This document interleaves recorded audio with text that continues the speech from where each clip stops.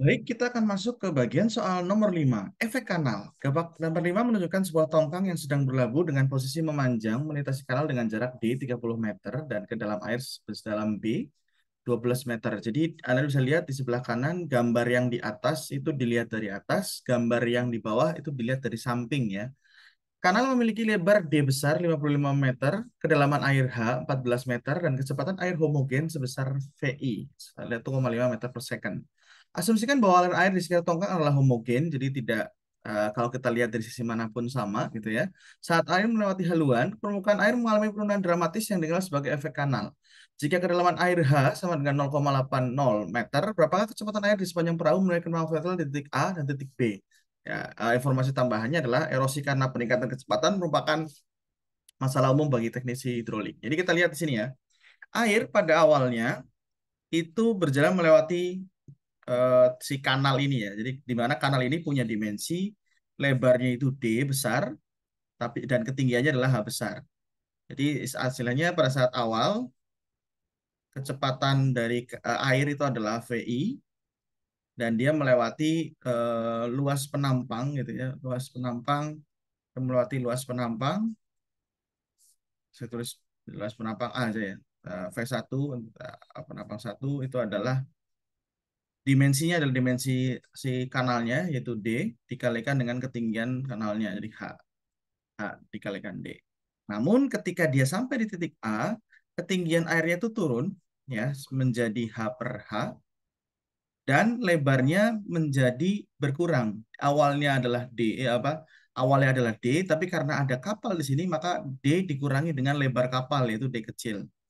Sehingga kalau kita bisa lihat A pada saat di titik A itu akan sama dengan lebarnya itu adalah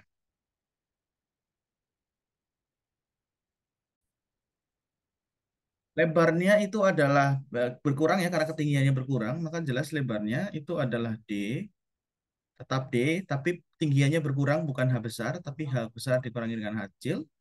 Dan karena air itu diisi ya, bagian air melewati kapal atau tongkang ini diisi dengan kapal dengan lebar D dan ketinggiannya juga sama B tapi dikurangi dengan H, maka ini akan dikurangi dengan D kecil dikali dengan B dikurangi dengan H juga. Ya. Jadi awalnya air itu berjalan atau melewati apa namanya luasan dimensi penampang lintang. Jadi dia mengalir itu sebesar D kali H. Tapi saat ada tongkang di sini ditambah dengan ada efek kanal, luas penampang yang dilewati oleh air itu berkurang. Sehingga dengan menggunakan persamaan kontinuitas kita bisa dapatkan A1 dikali V1 akan sama dengan AA dikali dengan VA. Sehingga VA itu akan sama dengan A1 dibagi dengan AA dikalikan dengan V1. Atau kalau bisa kita tulis di sini D kali H dibagi dengan D, H minus H kecil dikurangi D kecil, B minus H kecil dikali dengan VI ya.